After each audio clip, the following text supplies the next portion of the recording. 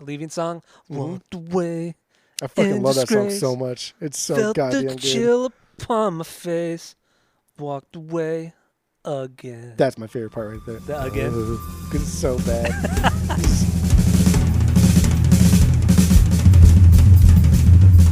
Welcome back to Asinine Radio, a weekly podcast where we talk about music, and, well, that's pretty much it. So, let's go!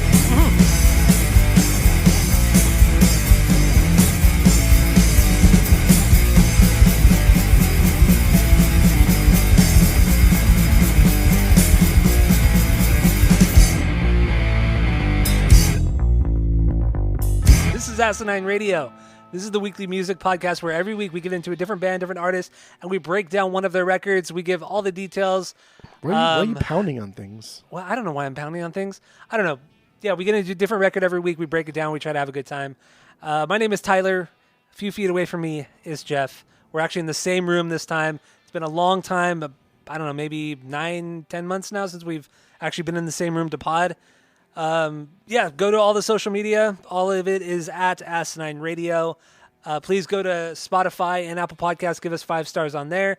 We have a Discord server. If you want to join that, let us know. We'll send you the link. And we have a phone number you can call, leave us a voicemail, send us a text. The phone number is 503-893-5307. So get into that. And that's all I have for the boring intro. So, Jeff, what is your origin story with the AFIs?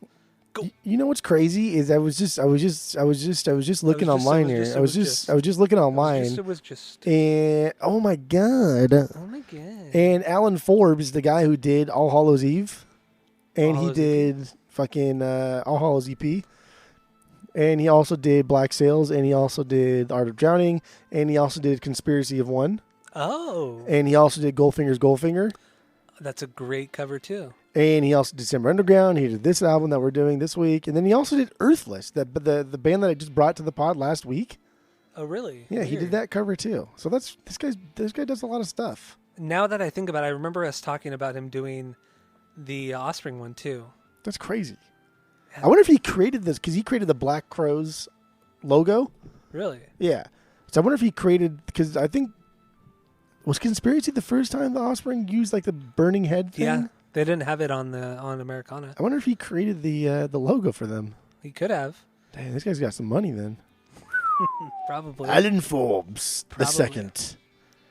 All right, so yeah, what's your origin story with AFIs? I don't know why. Wow, that was a rough one. I don't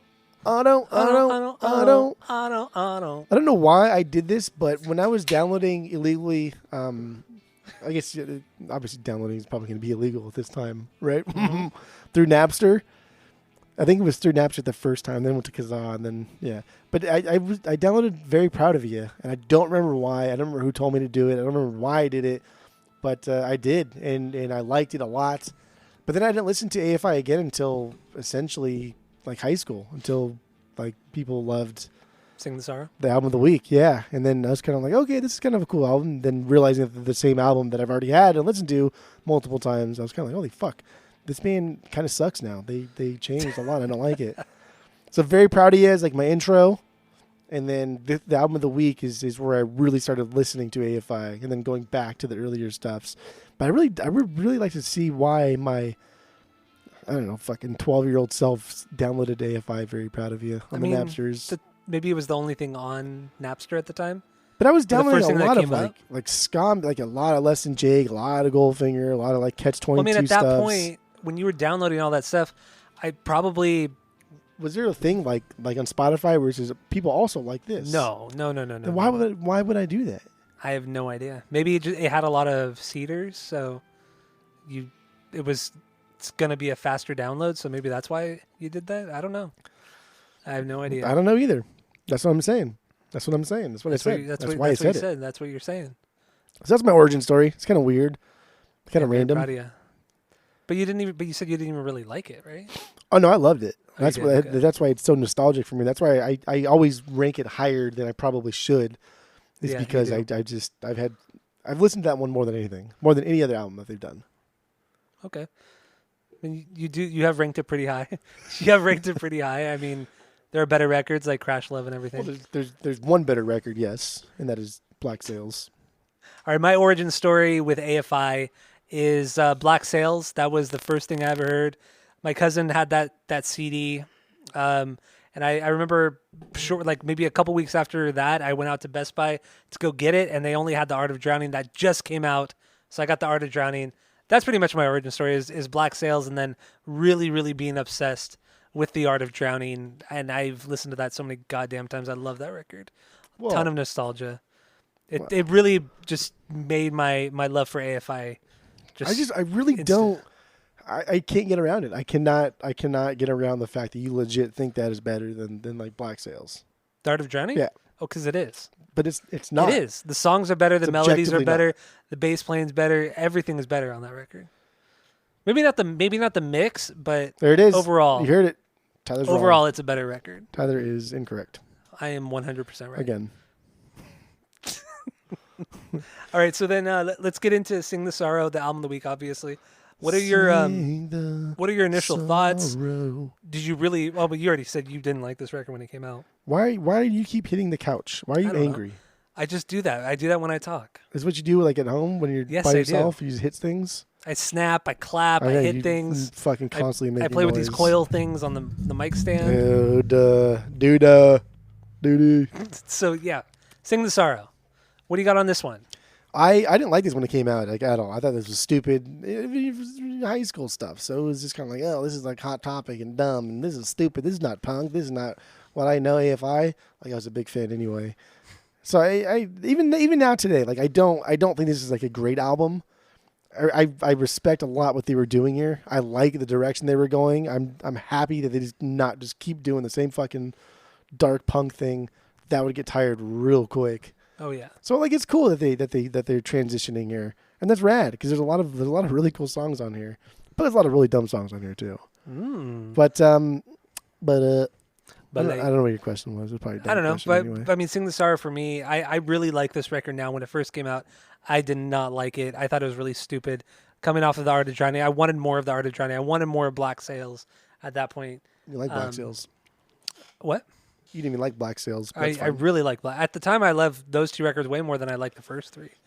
And I don't know. Yeah, "Sing the Sorrow" was a huge disappointment. The first song I heard on it was "Girls Not Gray," and it said at that point they had never written a song like that. Davey had never sung like that before. And when I remember downloading that from maybe it wasn't Napster. Maybe I think it was Soulseek. Yeah, it was Soulseek. Remember that? Did you ever have that one? No. It was more of like a straightforward BitTorrent site rather than like Napster and Kazaa. And I downloaded "Girls Not Gray" on there, and I thought it was a fake song. I thought it was just a random person that uploaded a song as the new AFI song. But no, I was wrong. And I remember just hating it, not even going back to it for weeks because I just hated it so much. But then the album grew on me, and I like it a lot more now. But "Sing the Sorrow," huge transition for the band. And since we already played "Girls Not Gray," let's just jump right into that. Oh yeah. We already played it, so let's get into that. What do you got on this song? Is it a banger for you? No. Is it a stinker? No. I don't think I have any stinkers here. I have a lot of songs. I think I only have 6 bangers. That's it? That's it. That's all there is. I got 12 bangers. Oh my god, you're an fuck. By the way, we're only doing the 12 tracks. We're not doing the secret songs. We're not doing the B-sides, which they have a lot of on this one. We're just doing the 12 tracks. But yeah, okay, so not a banger for you, even though we already played it. The video is really just stupid. I mean, all the so dumb. all the videos from this record are really dumb. So dumb. But song-wise, what do you think of this one? The intro does not hit hard at all. I don't like this intro. You don't like that? I think it's fucking terrible. I think it's stupid. It's stupid. Stupid. Stupid. I think it's very like it's very like pandering to the goth kids that shop at Hot Topic. I think it's terrible. I think it's awful. But I don't know. When it sets in, it's not that bad. Davey's vocals are a little less like meh, but still kind of fun, I guess. I don't know. This song's just kind of whatever. But the call and response chorus, like that's catchy. That's fucking rad. Great bounce to it, and it's fun. Follow. So this song is not like a banger for me. It's not a stinker. There's a lot of nostalgia because this was a very popular song when we were in high school, and it's still fun. I like it. You gotta hit the high notes, man. You gotta hit the high notes. Love it. Oh man, he's all over the place on this song. On this song, he hits. You know what he's doing. He hits every. Yeah, it sounds like he's like it's a scratch track. He's really all over the place. I like it though. I do like it. This is my 4B, by the way. Oh man. This is my 4B. Yeah, I agree with you. This is. I wouldn't say it's pandering, but it's definitely them trying to still kind of hold on to what they were doing on Black Sails. This is closer to Black Sails than it is Art of Drowning. It definitely is with just the pacing of it all.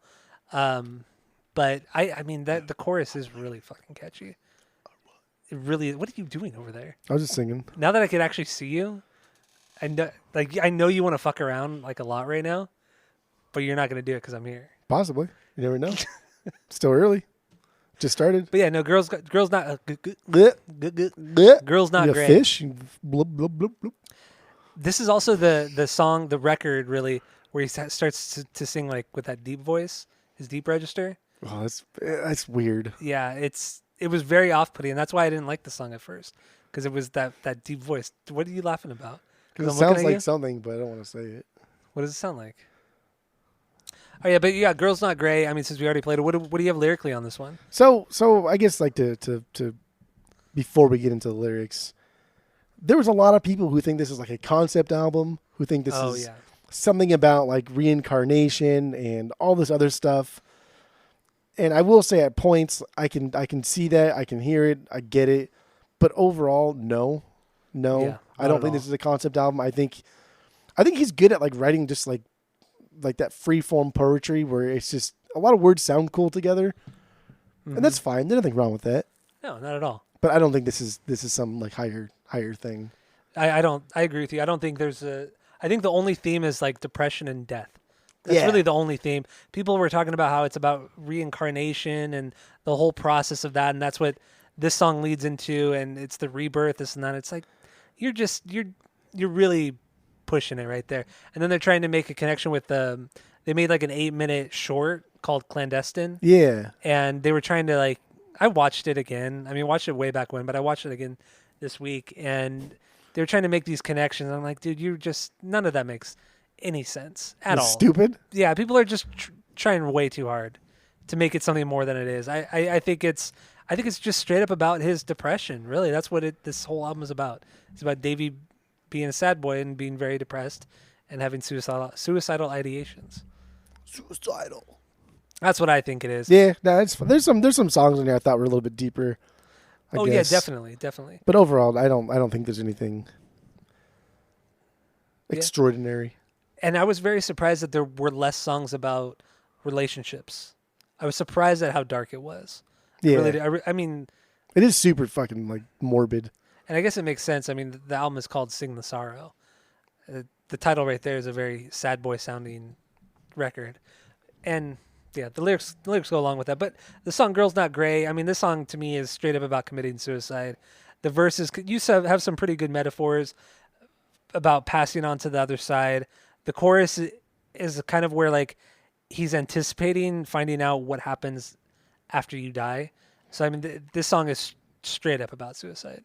That's it. I don't think it's any deeper than that. I got outside the same of some thing of the too. metaphors. Especially when he talks about like God, or when he says something about like will God understand this or something like I don't know the fuck he says. I don't care that much, but I should have wrote it down. Didn't write it down. But yeah, that's what I think too. That's what I got. That's what I got. That's what you got. Okay, Scott. Let's get into our biggest bangers then. What's your 1B here?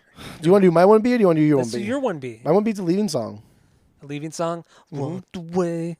I fucking in love that song disgrace. so much. It's so Felt goddamn the good. chill upon my face. Walked away again. That's my favorite part right there. Again? Because it's so bad. You just can't quite get like that good melody that low. No, the best part is when toward the end of the song when all the music stops and then Jade comes in with that down those single notes. But then it's not just a single note because you could tell they tracked it again, so you could hear the two guitars. Oh, it's so fucking good.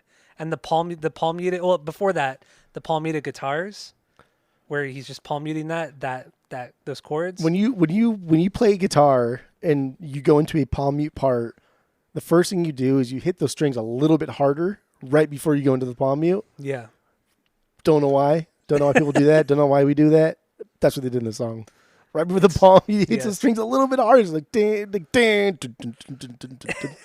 why? Why do we do that? Why? It is weird. I never thought about that, but you're totally right. Fucking bizarre. I love this song. I think it's got this like soft and kind of dainty approach, but it's this underlying somber and dark tone.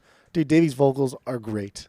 And that solo is fucking unreal. I love it so much. Yeah. The use of like the octave drops because it goes high and really, really low. Fantastic. It's not even that great.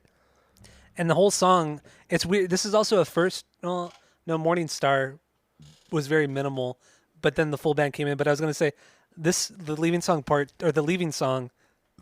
Oh shit! Can't burp. Can't do that. The leaving song is just Davey and Jade with the clean guitar and just his vocals, and that's it. And I love the simplicity of it. And I think if they were to do this with an acoustic guitar, it wouldn't have hit the same way. No. At all. But oh man, it's so good. His guitar tone, I think his guitar tone on this entire record is really solid, especially his clean guitar tones. They're really, really good, especially on this song and the beginning of Bleed Black. I think this is like the first time we've heard AFI do not just do like an aggressive, distorted guitar. Well, no, I mean, you have God Called In Sick Today, you have Morning Star.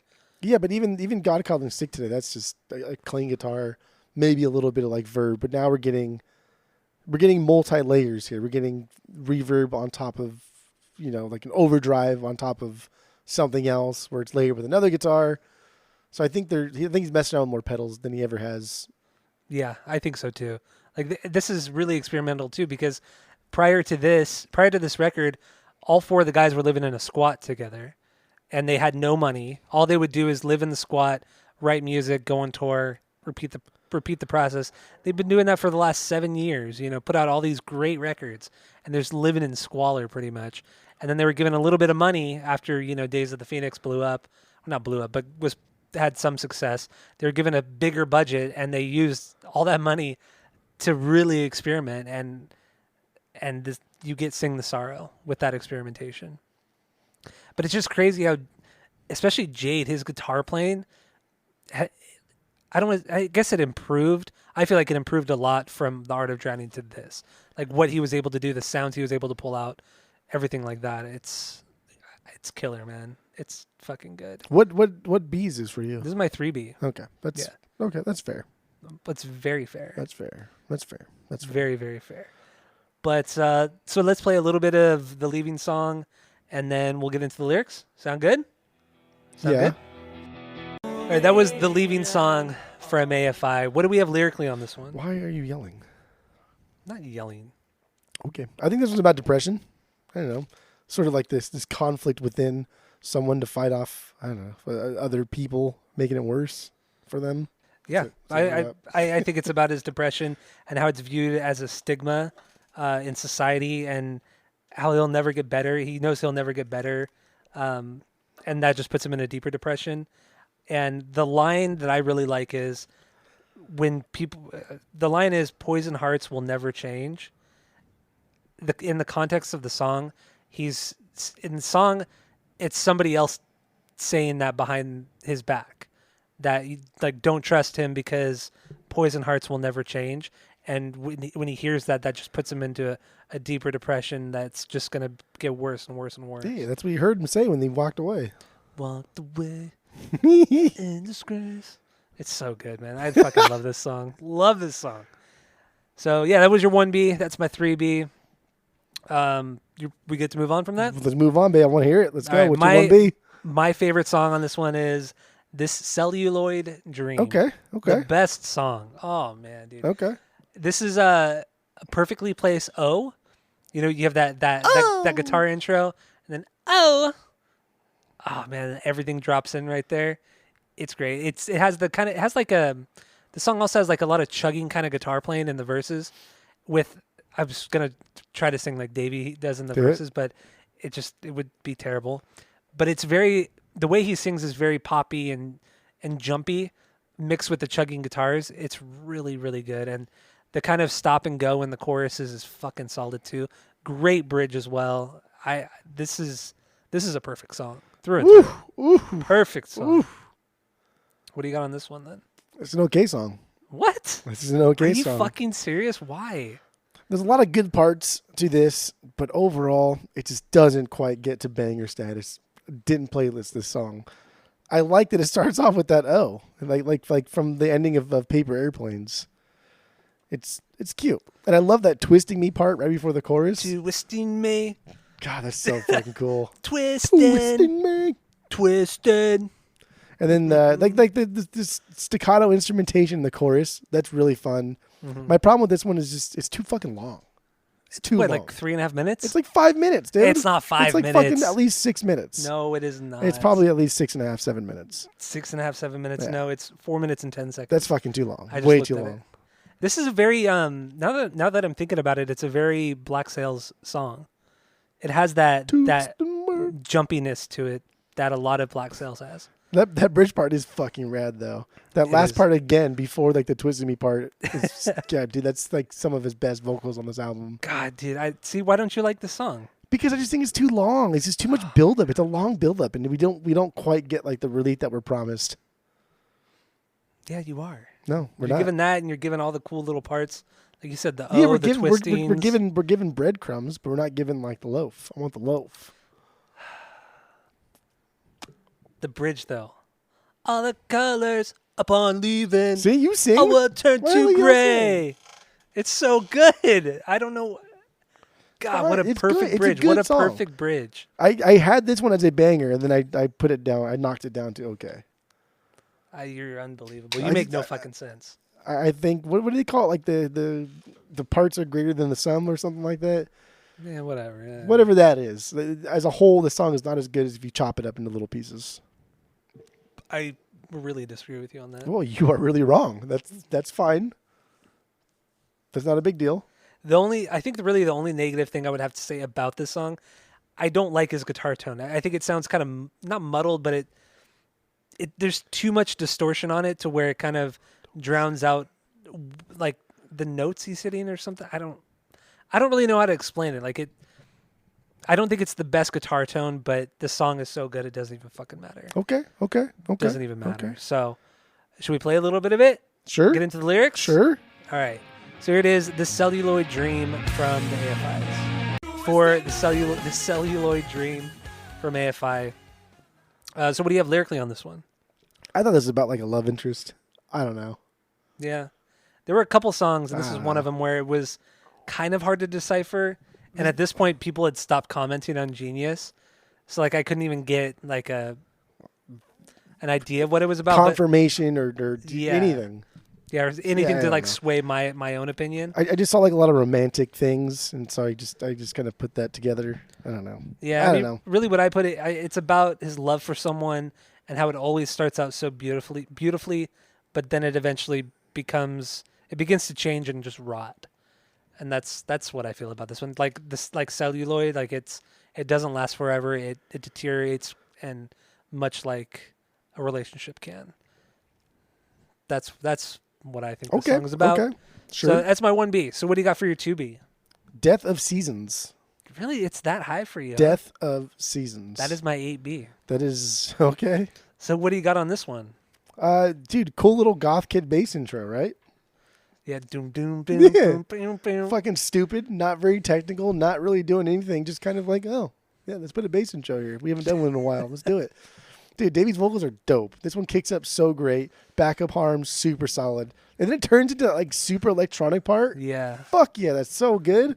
That's like the first time we've heard him do this shit like that No. well. No, they did it on Art of Drowning. They don't do it like this though. This Yeah, is they like do. techno-ness. The beginning of what is the song? Like one of the last songs on Art of Drowning. What is that? That it starts out with electronic drums. I can't even think of the name of it. Right before Morning Star. Fell down and hit your head. But anyway, no, this isn't the first time they've done it, but just that techno part is fucking wild. It makes no sense. It's so unnecessary. It's completely unnecessary. It doesn't need to be there. There's no call for it. There's no build up to it. There's no hinting at it. Yeah, really comes out of nowhere. But it's cool because it's like, okay, I like the way he screams over it too. another piece of the puzzle, like coming Yeah. into December Underground. I like it.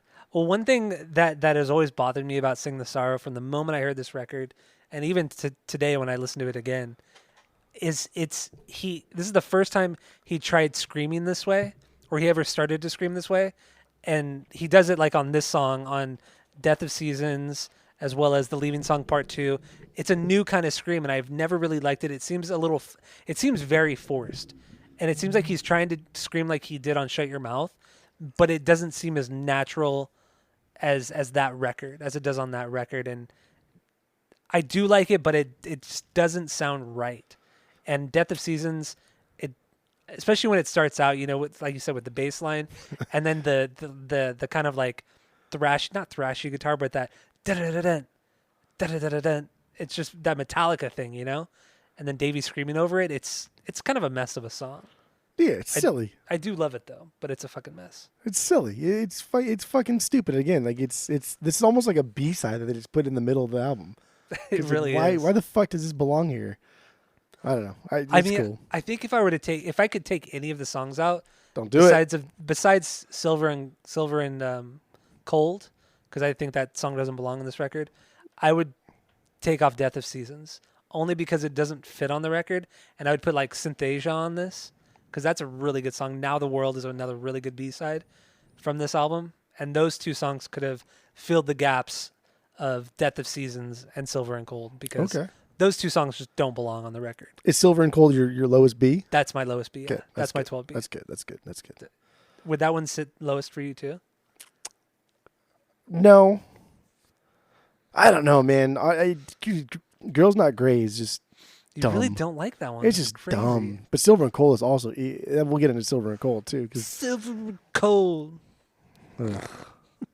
It's so dumb. But yeah, Death of Seasons. I don't know. Musically, yeah, it's all over the place. So do we have anything else to touch upon on this song? No, I should have timestamped the electronic part, but I did not. That's fine. I'll start it there, That's fine. So yeah, here's a little bit of Death of Seasons from AFI. What do you have lyrically on this one? Do you ever touch your mic with your mouth? I do. I touch it with my mouth all the time. Oh, no. That's why I wouldn't ever want anybody use my mic or use this pop screen. You ever bite it? You're biting it. No, I've never bit it, but you just did. And you're wiping your nose on it now. Well, since my head gets tired, I just lean like this. So annoying. I think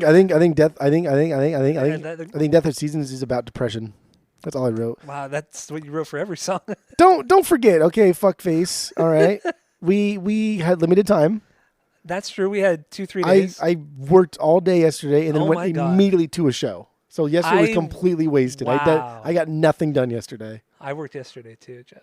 Yeah, but I worked can't. the day before that. Yeah, but I can't do things at work. I work at a bar where I have to stand there and listen to fucking Spanish music. Hey, I have to go to events and do the Pledge of Allegiance. The only time I got to listen to these is when I get coffee in the morning at Black Rock. It's a little coffee shop. But like everybody that bartends and works at the restaurant I work at, we all go there, so they know us. They always hook us up with like free shit, and we give them free tacos and shit. But I go there like every morning, just because they have good stuff, and like everybody's nice there. So when I'm waiting in line to get like my coffee, that's when I listen to a lot of these songs and then wrote my notes. Okay. Because the line's fucking long. You do it on your phone or on your computer? I had to do my phone. Wow. Yeah, it was annoying. Shit. I fucking hated it. I don't know how I did it those many years, all those years. Good thing I convinced you to buy a laptop a year ago. Yeah, god damn. So it was essentially just Tuesday, and then it was Tuesday, but then I went to go see Elf at night on Tuesday. Son of a bitch. So I had to power through these notes, okay? Hey, I did too. Okay. All right, so Death of Seasons for me, lyrically, I think it's about his thoughts and depression in relation to those he loves and their mortality, and how there's nothing he can do to change things, and what's the point of going on anymore if everybody's just going to die and rot away? What's the point? So you thought about depression? Yes. Oh, the okay, overlying cool. thing Gotcha. is Okay. depression. Okay. Just like every other one of these songs for the most part. I've been in notes for other songs. Okay, that's fine. I know this isn't a banger for you, so. What, Death of Seasons? Wait, oh no, it is. That's my 2B. It's your 2B. Yeah. I'm Yeah. All right, so then what is my 2? Oh, my 2B. Probably Silver and Cold. Well, it's Bleed Black, the third song. I mean, the title is just stupid. I love the title. It's so It's so 2003. yeah. It's very early 2000s emo and just ridiculous. That's my 3B. Is it? Yeah, Okay. I love that song. It's so fucking dope. It is. So yeah, it starts out with that. I really like his clean guitar tone. Dude, instant nostalgia. Yeah. Instant nostalgia. Well, the song starts out with like breathing for like maybe the first 6-7 seconds, and then that guitar comes in, drums come in. It's a great it's a much better opener than the first two songs. I feel like this should have started the whole album out. I love this song. This is a very like pop punky structured song. Yeah. Like the way everything's set up. This is cool, man. The pre-chorus is so fucking rad. It sets up like the higher like tone of the chorus very well. Mm-hmm. I like it, and the chorus is so goddamn good. I don't even know what he fucking even said until this week. I always thought I said Mister Mister. So I'm still. That's what I'm gonna say forever. I don't even know what I never knew what he said either. I swear he always said Mister. I just make noises whenever I hear Davey Havoc. I just make noises. I mean, Totally Immortal is one of my favorite songs of all time. I have no idea what he says there. Yeah, the only lyrics I really know are the lyrics sung by the backup vocals. Those are the only ones that are somewhat coherent. Everything that Davey sings, especially in the verses, impossible. I would never look him up Yeah. either. I like to, whoa, whoa, whoa, whoa, whoa, whoa, whoa. So good. That's probably all he fucking says. They put lyrics later, retcon lyrics into that song. It's like you see singers when they do scratch tracks, they don't have lyrics, so they just make noises. Yeah, And that's literally what Davey does. Yeah, he doesn't even bother with actual lyrics. dude, the call and response in like the chorus is so fucking boss. Mhm. Bridge, so fucking dope. Great melody, great guitar part, and then we hear an actual acoustic guitar, not like a clean electric guitar. We hear an acoustic guitar. Yeah, Is that the first time we've ever heard them play like an unencumbered acoustic guitar? I think so. Dude, already breaking the mold here. Because if there would have been something like that, it would have been on Art of Drowning. But Because so like this album is the first time we hear him do an acoustic guitar, and then the O's. He never did the O's. he never did the O's. No, prior to this, the O's are new. The screaming is new, or that new kind of screaming. Yeah. Is new. The lower register that he sings in is new. Oh no, I take it back. He did that on the Art of Drowning. He did that on Morning Star, and he did it on another one of the songs, but I can't remember right now. But yeah, those it's all Davey that's doing all this new shit, really. But yeah, Bleed Black, man, this is such a banger. It's a good song. I love this song. It's just in the chorus when he said, let me see what he actually says. He says, I think he says listen. oh yeah, listen. he says, listen close, beat by beat. And for whatever reason, I've always said blee blah blee. Blee blah Blah blee. blee. Like that's just I'd never have known what he said until say this that. week. I'll say that. And it's so dumb. I don't get him at all. I don't understand it. I just wish that they didn't take themselves so serious. I wish the band just didn't take themselves so seriously all the time. Yeah, I wish that, and I wish they didn't hate their own music so much. Yeah. Like 'Cause the that's fact that what they're playing this for the first and last time in live. Like, you fucking Yeah, they really had to douchebag. put that Fuck in, you, in man. the tour. And So that's so obnoxious.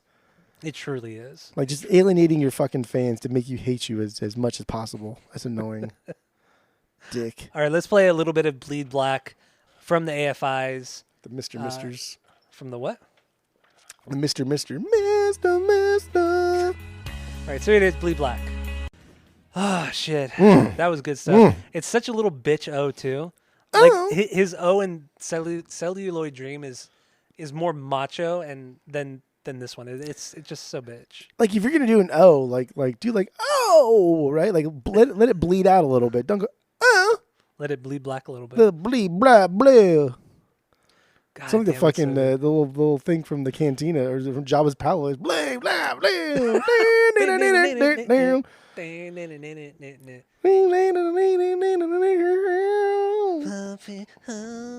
That's very Davey Havoc. Dude. That is very Davey Yeah, Havoc sounding. oh my god. Wow. That's so, We've that's never made so that cool. connection. That's so stupid. That'd be fucking rad. Oh, They could play Bleed Black in that fucking cantina scene or that Jabba's palace scene. they could, yeah. That'd be fucking dope. Also when the drums come in, after that clean guitar part in the beginning of the intro, It's very Days of the Phoenix sounding. I think it's like it sounds almost like the same exact beat that Adam plays on the Art of Drowning, not the Art of Drowning. The Adam Drowning. I'm fucking Boston over here. The Art of Drowning. That sounded more Australian, right? I don't know. I don't know. I think everybody outside of Southern California sounds like an idiot. So all the same accent. All the people who speak the Queen's English. That's the only exception. That's the truest form of royalty right there. Is the Queen's English. The Queen's English. I can only say tea and crumpets. That's about it. That's the extent of it.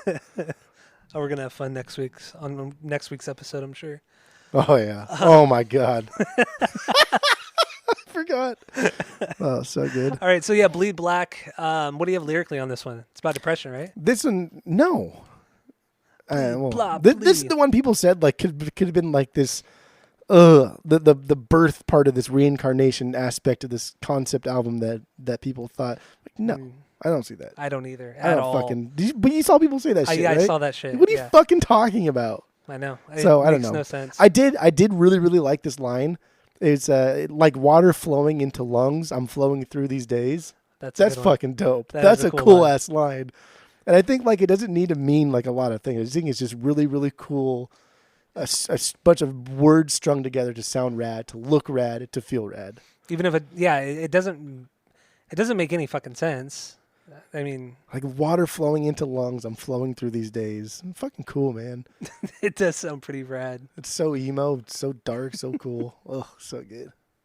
So on this one, I think it's about wanting to know what happens after death. The second verse talks about how mentally he's been eaten up inside and how he wants to destroy his physical body. Like he literally says that in the lyrics. And then the bridge is him reaching that breaking point mentally.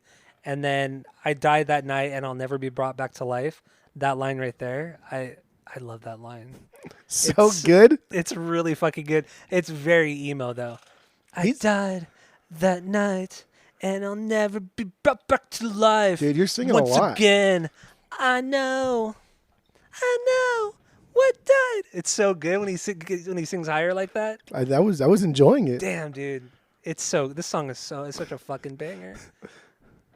And then he's singing so. I've never heard you sing. I this know, much. dude, because I'm just excited. Giddy and giddy like a schoolgirl. I over just here. like talking about AFI. Yeah. Okay. Bands okay. I really love. Even though I don't think this is the greatest record, I still love talking about it, man.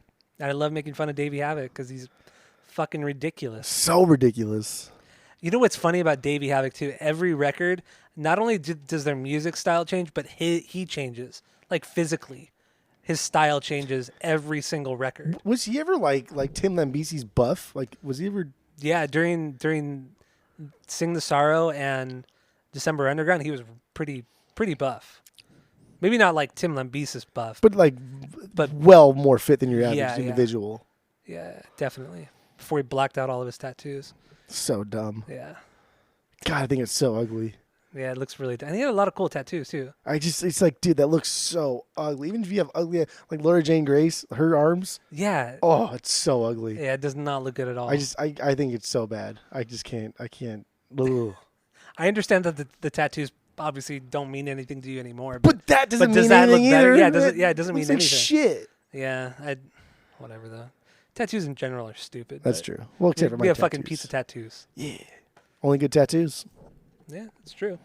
So yeah, Bleed Black. Do we have anything else on this one? Bleed Black. No, that's it. That's all. Bleed blah bleed. So, this was your 3B then, right? Yeah, that's my 3B. All right, my 3B was the Leaving Song. So what was your 4B? Oh, Leaving Song. Yeah. My 4B's Dancing Through Sunday. Let's get into Dancing Through Sunday then. Faster song. What B is this? It is my 7B. Okay. It's my 7B. I like this song a lot. It's fast. It's the only song that has a guitar solo. There's only one other song where he's done a proper guitar solo, and it's this one, and then it's the song Medicate from Crash Love. Ugh. The only times he's done like a true guitar solo. And I love it. I think it's a fucking dope solo. It's got some serious chops to it. It plays around, but it's not too crazy. Doesn't really show off. It's just it's a punker doing a guitar solo, and that's fine. But they also did a guitar solo for My Michelle, the cover For what? for My Michelle, the Guns Oh, N' they Roses cover. did. You're right. Mhm. I forgot they even did that cover of that song. And And we just talked about that too, like 6 months ago when we did Yeah. Appetite. Yeah. Good song, good cover. Yeah. Yeah, dude, Dancing Through Sunday is solid. Like, I love this intro. You know it's going to drop in good. You know it's going to drop in so good. The swell is real. Davey sounds so angry during the punk vocals and so smooth during the singing stuff. Like, that's solid. He's able to go back and forth between being aggressive and being, like, his version of smooth. It's solid. He can do it well. He has a lot of range. I mean, as much shit as we've talked on him, the dude has a lot of range, a lot of different styles he plays around with. Yeah. That he throws around, not in all in one song too. Like, it's not just like you have one song this way, the next song another way. It's like the way he can intertwine all these different styles is pretty fucking rad, and I really like that about Davey Havoc. But he's just so much fun to make fun of too. So because it's so easy, because he's so annoying. It's just like, dude, come on, you make it too easy. This is another song too that could have been an Art of Drowning song. Had it been structured a little bit differently, it could have been Art of Drowning, because it has that kind of speed that Drowning has, and I don't know, the way he sings too. It still has that aggression without that scream that he developed on this record. So it's just that great combination. And like you said, I mean, the choruses are catchy, and the verses are aggressive, and the guitar solo, perfect. It's perfect. Yeah, it's just, I don't know. If he came out and that guitar solo was like some Van Halen thing, or it's just crazy complex, that would like ruin this album. That would fucking destroy it, because it would be like, wow, why is that so good but everything else is so bad? It's just, well, it fits. It fits well. It does. And I don't know if he can actually play well, but like the solo on My Michelle, he does a really, really good job. It sounds he's great. a good. He is a really good guitar player. I've seen videos of him soloing and everything, and even the song Medicaid off of Crash Live, that is more of like in step with a Van Halen solo. Like, there's tapping and everything like that. Like, he shows off a little bit in that solo, and it's really cool because you've never seen him play a solo like that in any AFI. But I've seen him play covers and stuff, like on live streams that he did during COVID and everything. The guy can rip it up on guitar. He is actually a really good guitar player. There you go. This is 2003 though. Can you rip it up in 2003? I think so. Because I mean, look at how he was playing compared to Mark, the first guitar player. I mean, Mark was just power chord. Jade brought like this complexity to the playing. Like, he was playing like these crazy kind of chords. He's just doing a lot of different things with it, and not even really experimenting with sounds, just experimenting with different patterns and different structures and everything like that. It's true. Like, this guy does, like, clearly has an ear for nuance. I mean, we like the Leaving Song, for instance. That solo in the Leaving Song is something that could have just easily been the do, but he goes up to that higher octave and then drops it down an octave, and that's just something that you don't do unless you're really, really comfortable with writing. Yeah. Music, writing music, and comfortable with your own playing. Yeah, you know, because that comes with practice. That comes with experience and everything like that. So I don't know. I think Jade is a little bit of an underrated guitar player as well. I don't think he gets enough credit. I mean, obviously, like we said, he doesn't do anything super flashy, but he's still pretty underrated. I can see him being underrated because he's underutilized. Yeah, but that's his own doing. That's because the music's fucking dumb after this. It's not dumb after this. It like literally just goes downhill every fucking record. Oh my god. Oh my god. That's just dumb. Shit. All right. Yeah, Dancing Through Sunday. I don't know. Should we play it and then get into the lyrics? Play a little bit. Get in the lyrics. Sure. Here it is. Dancing Through Sunday from AFI. What do you have lyrically on this one? I thought this was about finding somebody who's willing to be miserable with you. That's what I got. Wow. Okay. I got something completely different. Let's hear it, baby. So I think this is him embracing the darkness that's in his mind, wanting to dance with it and see what happens because it gives him more of a thrill than anything in real life. So he's dancing with dancing with the devil, dancing with the depression because he just feels nothing. He's stagnant. He's just bored with his life or with life in general. So, like, we think it's the same thing. The only difference is I think he's because there's a lot of we. He keeps saying we. Yeah, but I think that's him talking to himself, like him talking. It's him talking to the darkness in his mind. Like he's like that fucking thing from Lord of the Rings, the little Smeagol. Yeah, Gollum. Gollum? Smeagol, Gollum, same thing. Is it the same thing? You're the Lord of the Rings fan, apparently. I do like I like the books. I know you've never read the books. I didn't know they were books. So I thought they were movies. The movies suck. Whoa, Oh, you know it's true. They don't Whoop. suck. Well, they don't suck. They what? They're fine. I watch them once a year.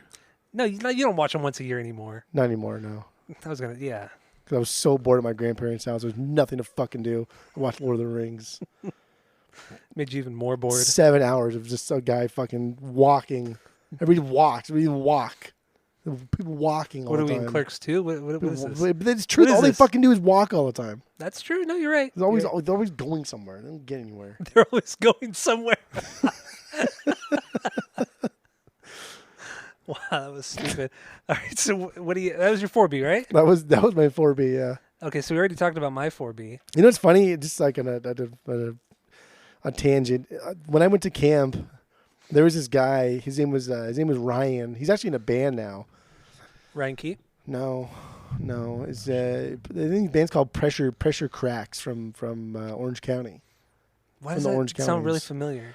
His name's Ryan Doria, plays bass. I think he owns his own studio now too. Oh, I know who you're talking about. But when we went to camp, he wore 2 shirts like the whole time. One was a Rancid shirt and one was an AFI shirt. And this is when we were like 13, so when the first year in Catalina. Yeah, so we called him Rancid when he wore the Rancid shirt. And then when he wore the AFI shirt, we called him AFI. Wow, clever. So, yeah. Very clever. Yeah. So that was always fun. We go Rancid. Fucking 13-year-old kids. Yeah. God damn, kids are annoying. It's hilarious. It was funny. Laugh. There it is. There it is. All right, so you've gotten through all your bangers, right? No, I still have 5 and 6. Oh, I thought you had 4 bangers. No, I have 6 bangers. Okay, so what's your 5B? What was your 4B? My 4B was Girls Not Grey. My 5B. My I put my hands up as anybody can see that. Yes. My 5B, you saw it though, is The Leaving Song Part 2. Really, you like it that much? I do. God, that's my 9B. Oh, that's wrong. So first of all, I didn't know he sings Spanish. I didn't know that until this week. Had no idea. Well, I mean, we don't even understand when he speaks English or sings in English. I like even listening to it again when I was reading the lyrics. Like, what the fuck is? There's no Spanish in this song. I know, No. And I listened to it again. It's like that's not. I still don't really hear it. Well, see, when I read it, I thought, is this Latin? Because I would have recognized if it was Spanish too when I heard it, and I thought, I for whatever reason I thought it was Latin because the first song is Latin. It's. I didn't know that until this week either. I didn't know that either. That's so fucking cool, though. That is cool. But, yeah, he speaks fucking Spanish. It's shit. It's terrible. But he speaks Spanish. I just don't know why. Why? I don't even think he's half or partial. I don't think he grew up in that kind of family at all. And they're from like the Bay Area, right? Well, he was born like in New York or something like that, and then his dad, Davey's dad, died when he was like 4, and then his stepdad and mom. They moved him to East Bay, to the Bay Area, and then he grew up there. Growing up in Southern California, we've only been to Northern California a handful of times, but I don't think there's a lot of Mexicans up there. I mean, there are Mexicans everywhere, but not like the way there are in Southern California. Yeah, not like here. No. Like Southern California is like assimilated with Mexico, and it's just that's why all the Mexican food is really good, and that's why all the restaurants are really good. Mm-hmm. But like when I lived in Portland, did you go to like fucking all the places that people think are like Mexican jobs are run by like white people? You go to like Taco Bell, it's all like fucking white people working there. Like, what the hell? That's weird. It's bizarre to see. It's just weird. Yeah. So I don't know where fucking he gets off speaking Spanish. I think it's weird. It does seem strange. And I had no idea he sang Spanish. Because none of the other guys are Mexican or Hispanic or anything. So I don't get it. I don't get it either. But I like this song. I think leading from Miseria Cantare. That sounds cool. My fucking Gerard Butler in 300 over here. It catches you off guard because you think that this is going to drop into this hardcore punk thing because that's what we know AFI to do a lot. Mm-hmm. But coming off of Miseria Cantare, going to Living Song, that's not at all. No. It's almost like it's jarring. It's weird. It's off-putting. It's something new. It's something different. Here's new AFI right off the beginning. I like that. I dig it. I respect it. Well, even the intro with the guitar it's like heavily distorted guitar, but all the hammer-ons and everything. It's something different that Jade hadn't done up to this point, or that I remember him doing. Those hammer-ons and pull-offs and everything like that. And then there's that lull where there's almost silence, and then it just drops into that heaviness. 'Cause, like you said, I agree with you. It should have dropped into something fast, like something off of The Art of Drowning or something. But no, it's like this almost like heavy ballad. Man. It's bizarre. It's a really, really bizarre song. Dude, the chorus is so goddamn catchy. And this is like when we first kind of hear the guitar tone, which is just super country, super dark, and it goes like throughout the whole song. It's so great. Vocal melody has like nothing to do with like the instrumental part in the chorus. Not at all. And I love that. I love like that contrast. And it's like just fucking like 3 notes. Just like 2 different things. And it's I don't know, it's cool. Like how do you get it? Either how do you put a melody to just those notes, or just the thought of dumbing down your guitar part to underplay the melody, I guess, is solid writing. It is. And I know that AFI have always, or not always written, but the Jade and Davey era, the current era, they've always just written the songs together. Like they'll get into like a hotel room. Maybe not on this record because they were still kind of living all together in a squat. But after this, they would just get together in a hotel room and just like bounce ideas off of each other and create these demos, just the two of them secluded doing nothing, or with nobody around them to distract them. And I would love to just be like a fly on the wall and see who comes up with what first. Like, does Davey come up with the melodies first? Does Jay come in with the melody, or does he come in with just a guitar part? It's weird. I totally agree with you on this song. And how would you like None even of this come makes up with sense. this melody first? And it's so cool because the background vocals are just very gang vocally, and then Davey sings his part really quick.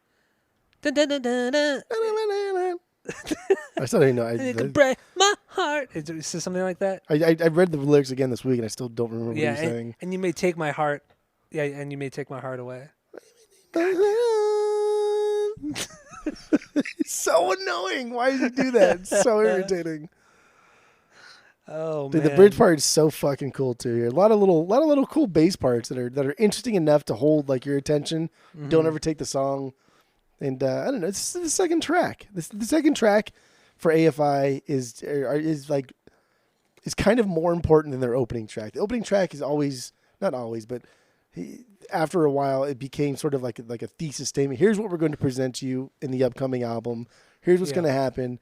But the second track is where it's at. The second track has been traditionally just let's drop into something fast, heavy, aggressive, something powerful.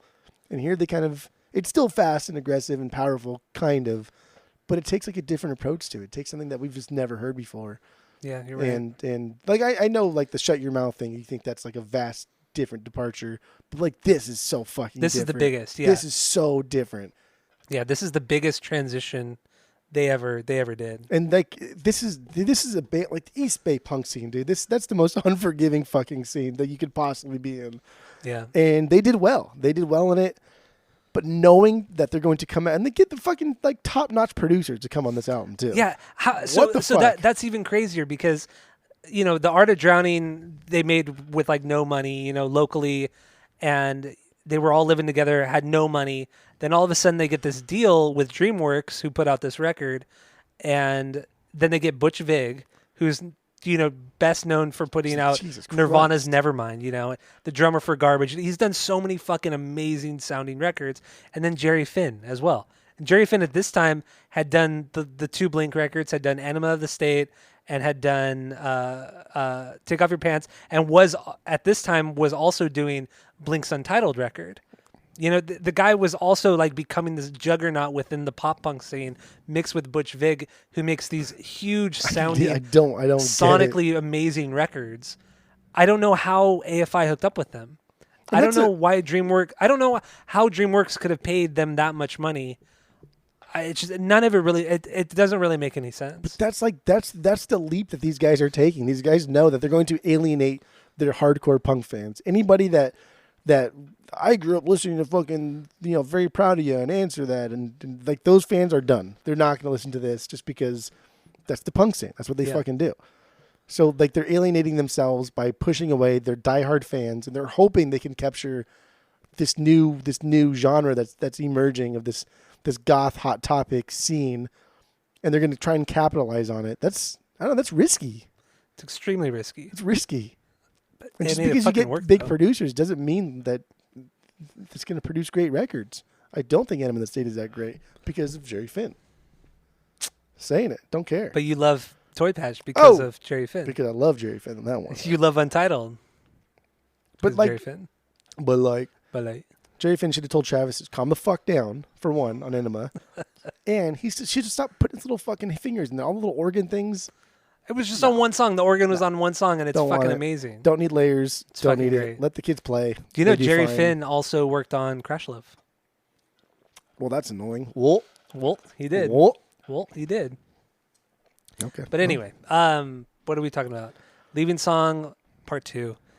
Do you want to play a little bit of it and then get into the lyrics? I mean, like, we could play every single one song because we're not actually playing the songs. Well, I know, but people So don't know. usually when we But I'm just doing this so you're just ruining you're ruining the magic. But usually when we do this, when we get this late, we don't play the song. We're just like, that's why we don't need to play it. Okay, that's fine. So like, I don't know. No, okay, I because then we understand. could play every single song. Well, true, I know.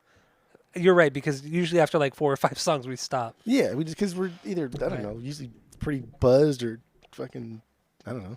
Oh, well. All All right, so we're not gonna play. All right, so we're not gonna play the Leaving Song Part 2. So what do you have lyrically on the Leaving Song Part 2? Hey, what are the lyrics? Leaving Song Part 2. This song is. I thought the song was very self-defeating. It's sort of just punching down in a depressing way. It talks about going through the motions and doing the same thing over and over. But like, there's this. I don't know. There's also this hint of like just a poet doing poet stuffs. String of words together that sound pretty together. It's fine. That's what I thought. I thought there was something cool here. There was some theme here, but I still think overall this song is just a lot of cool words like strung together. Okay. Yeah, fans have said that, or they claim that it's about dying and eventually coming back to life. So part of this whole reincarnation theme, overarching theme here, but I still don't see it. It is interesting like why the Leaving Song Part 2 is before the Leaving Song. Yeah, I don't know why.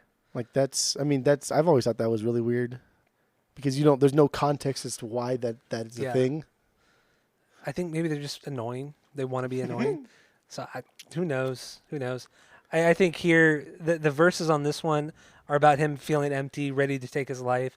Then the pre-chorus comes in, says, and he's talking about how this isn't the first time he's felt this way, or it's not the first time this isn't the first time he's gotten to this point. And then the chorus is him thinking that after he commits suicide, he'll feel a sense of relief as his soul is taken to another place. That's what I feel like the song is. Damn, girl, look at that. That's what I think on this You one. getting cray or what? Walked away in the grave. Felt Reach out.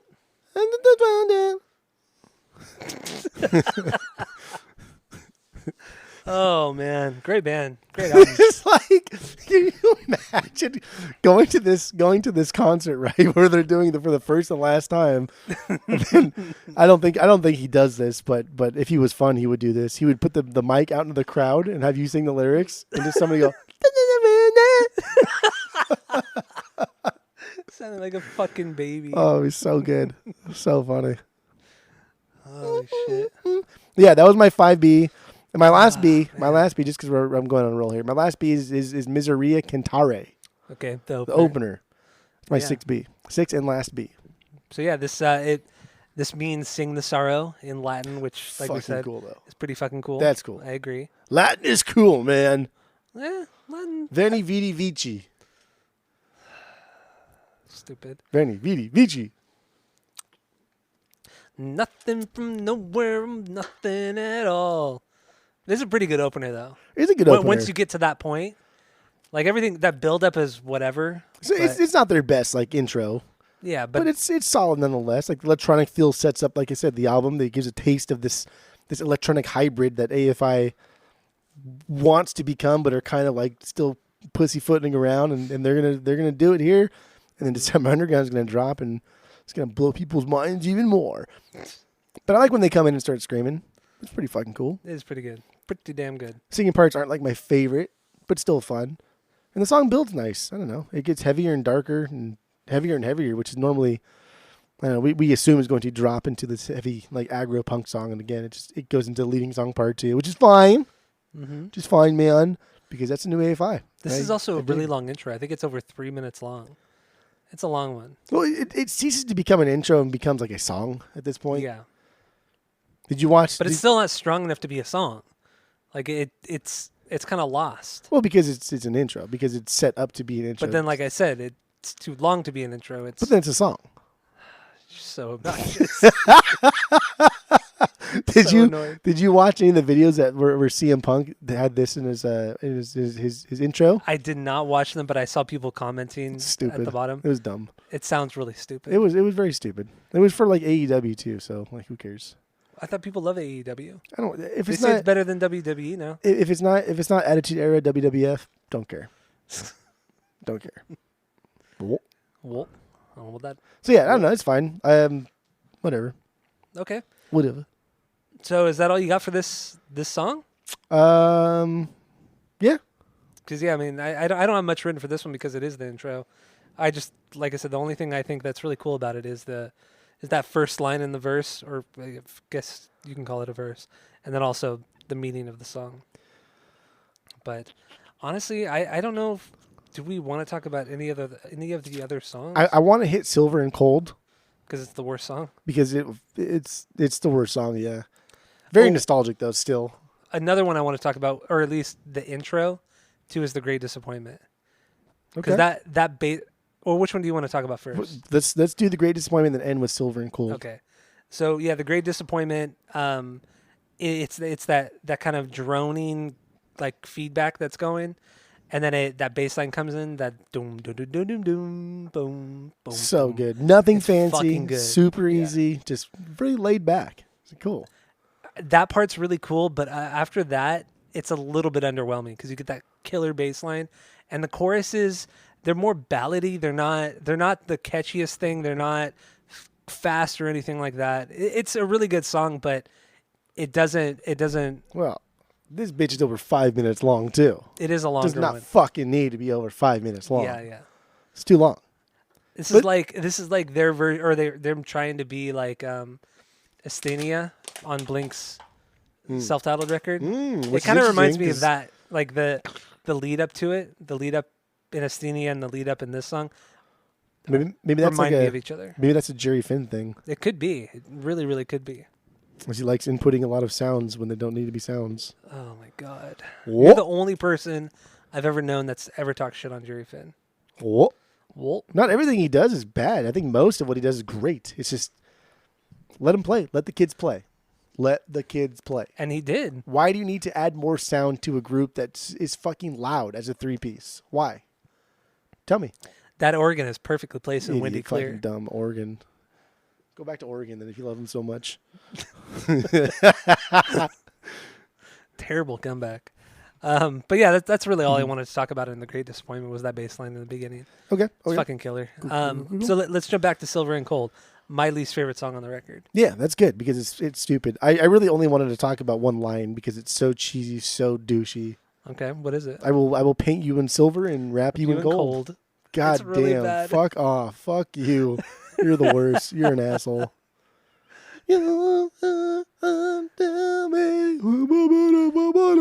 And you watched the video, right? Oh, dude, the video's so bad. It's so dumb. And It's so bad. They actually filmed this video. I think they had like a day or maybe 2 days off in Prague, in the Czech Republic, and that's where they actually filmed it on site. Like it wasn't just a bunch of green screen, but it's just like Davey sitting up on that perch above the river. It looks so fucking ridiculous. He has good facial features. Like he's a good-looking guy. He is, but like why hide it behind all that fucking ugly ass hair? Get the fucking hair to your face. Ponytail it up, bro. Yeah, I agree. Put man. it behind the ears. I don't know. You're ugly. You're ugly, like the Violent Femmes. No, but he is a good-looking guy. I mean, he It's definitely annoying. is. But he has it's like fucking annoying. ugly appearance, not appearances, but ugly clothes and style a lot. Yeah, for sure, ugly style. Yeah. Oh man. But like, yeah, like the chorus of this one, right? This is essentially two singers. Like the It's like two different singers. They like in any normal band, that would be two different singers going back and forth. One. But he can do it by himself. Like the guy, He can. dude, the guy can do whatever he fucking wants. No, you're right. You're He right. chooses to be obnoxious, but that's fine. I think. I mean, just overall, the song is pretty boring. It has that kind of basic drum lead in that, dum, dum, dum, ga, dum, dum, dum, and then it's just all the downstrokes. It's the and then it goes into this electronic drum beat, and then it's just this really really kind of soft sounding song. And they try to make it really anthemic in the chorus, like you were saying, and it just doesn't. It doesn't do it for me. This is bottom tier AFI for sure. It's definitely like scraping the bottom of the barrel. Like they just. And this it's is a catchy single. too, though. But it's catchy. It is catchy, but it's still not a good song. And this is the third single they came out with after "Girls Not Grey" and "Leaving Song Part 2." And I don't get why this was a single. There were better, catchier songs than this one for sure. Yeah. That aren't even aggressive. Like this "Cellular Dream," that could have been a really good single. "Makeshift Paper Airplanes," that could have been a really good single too. It has that poppiness. It has It's got a cool like dancing pace, yeah. punk style like AFI did. But this just seems like a really really weird song for a single, and it's dumb. It's not a stinker, but it's No, I don't even think this is close to being a stinker. Yeah. But it's just not good. Just in the context of it, and like I said at the beginning of the episode, you could take this out and put in Synthesia, and it would have been, or Now the World, and this record would have been better. This song is better than All of Bodies, and this song is better than the album All. Yeah, that too. No, that's Sleepaway Dog. No. Was it a Crash Love? This song is better than all of Crash Love. You know, this is what happened. You didn't listen to Crash Love. And it's better than all of Melancholy. I'll throw that out there too right now. I'll tell you that much about it. Well, you're just saying a lot of stupid things that you're going to regret. I would never. I have no regrets. No regrets. Do we have anything else on Silver and Cold? Nope. We really did this because since we've done this pod, we've done AFI at least once a year. We have, yeah. This could be the last one we do, though. No. What else we have to do? We've done everything. We haven't done else. Answer That. I don't think we've done Very Proud of You in the new format. And then we can do December Underground. As far as I go. I can do December. As far as I go, baby. I could do December. I could do Crash Love. Okay, we're getting crazy. Bodies. We're getting crazy. I could do any of these AFI records. I know you could because you have a high tolerance for bullshit. I get it. We could also do All Hollows. We haven't done that in the new format. That would be fun to do. That would be cool to do. I feel like that would be really short. Or do an EPs episode. We could do once we get the EPs, we could do the EPs. Yeah, episode. we could do the early EPs. If we get the EPs, we could do the EPs with All Hollows, A Fire Inside, and Missing Man EP. It'd be cool. You should mention that you picked up, or I guess you already did that. People listen to the pod, but you have a single, right? What single did you get? I have the Girls Not Grey single. Ah, that's right. Yeah, and it has the live version of the Hanging Garden on the B side. Good stuff. Good stuff. All right, so let's wrap it up. Let's give our final thoughts on Sing the Sorrow, and then give our rating based off of our world famous 3-point rating system, where 3 is a perfect album, 2 is a good album you're going to continue to listen to, 1 is a bad album, give it a shot, and 0 is the worst thing you've ever heard. So what do you got, Jeff? Go. I think there's a lot of nostalgia with this. This is right in high school, and our high school was very.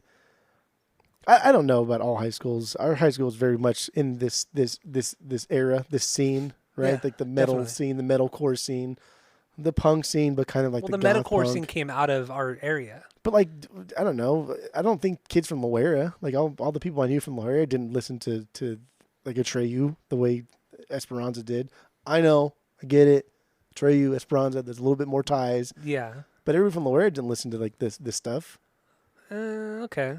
So maybe it was just like a Yorba Linda thing. It does seem like a Yorba Linda thing. It does seem like a Anaheim Hills, Yorba Linda. I don't know.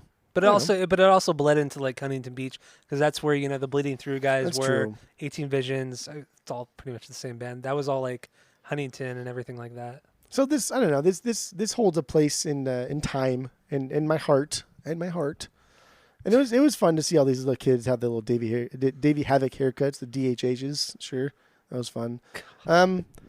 I would give this a 2. This is a 2. Just a 2, huh? Just a 2. I don't think it deserves anything higher than that. I don't think it deserves anything lower than that. I think it's a perfect 2.